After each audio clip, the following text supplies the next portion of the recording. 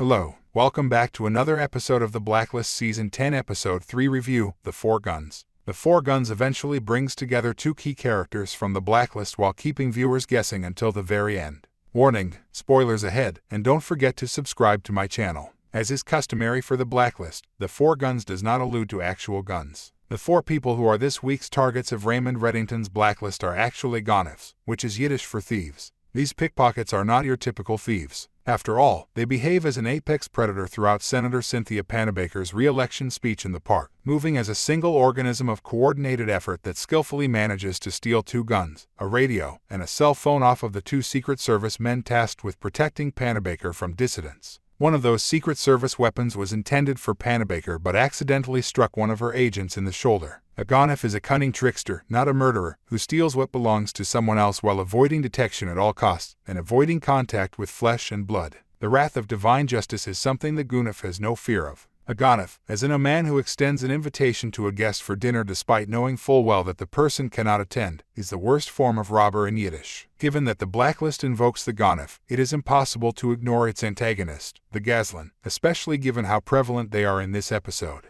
The gazlan is forceful and audacious, taking off without regard to visibility. According to Jewish law, the ganef is required to pay back twice as much as the gazlan. Reddington is a blatant illustration of a thief with a strong sense of moral justice. This episode's standout moment is Red and Agent Demb Zuma's covert cooperation. This episode provides the first look at Demb and Red working together once more for all the fans who have been waiting impatiently for their reunion. Since Red's near-death chamber encounter in Season 6 and until Season 8, when these two were last working together, there have been chinks in their alliance's defense. In The Four Guns, their partnership is quiet yet effective. Without Demb telling him, Red would not have known the specifics of Panabaker's attempted murder. The more the episode goes on, the more hints there are of a Red-Demb reunion. The next breakthrough occurs when Quentin Dodd, the Claw, the mastermind and commander of the Four Ganefs, is apprehended and interrogated in the post office by Jacob Pitts. Director Harold Cooper believes that the Claw is cunning and is familiar with enough of the criminal code to rapidly get him sentenced to release. Director Cooper then calls Red to share this opinion.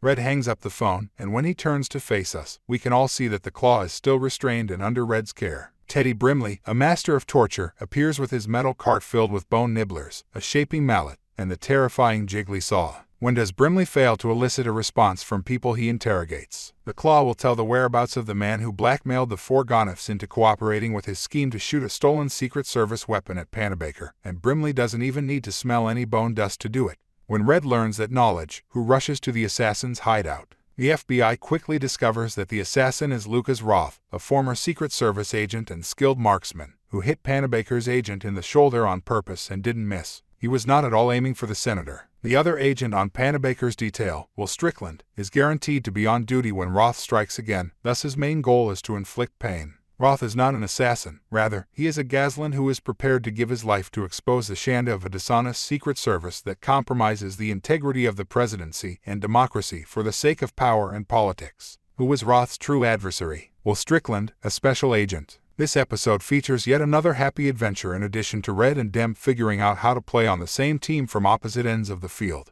Red buys a poison book from a bookseller's very exclusive collection and has it delivered to Robert Vesco, his old friend and mentor, who is currently imprisoned. It's easy to say that Red and Vesco embrace a delicate connection, even while breaking a buddy out of jail by almost killing them may not seem like a charitable deed. For years, these two have betrayed one another. First, Vesco gained Red's confidence by persuading him to invest in a promising project in Paraguay, which ultimately left Red bankrupt and abandoned in a brothel in Asunción. Vesco maintains he was only teaching Red the ultimate lesson, trust no one. Red, though, is giggling and beaming as she shares a caviar cracker with Vesco aboard the private flight. Perhaps Red's present to Vesco, the book Treasure Island, is a hint of an upcoming adventure when they will once more solve puzzles and find treasure together. Thank you for watching.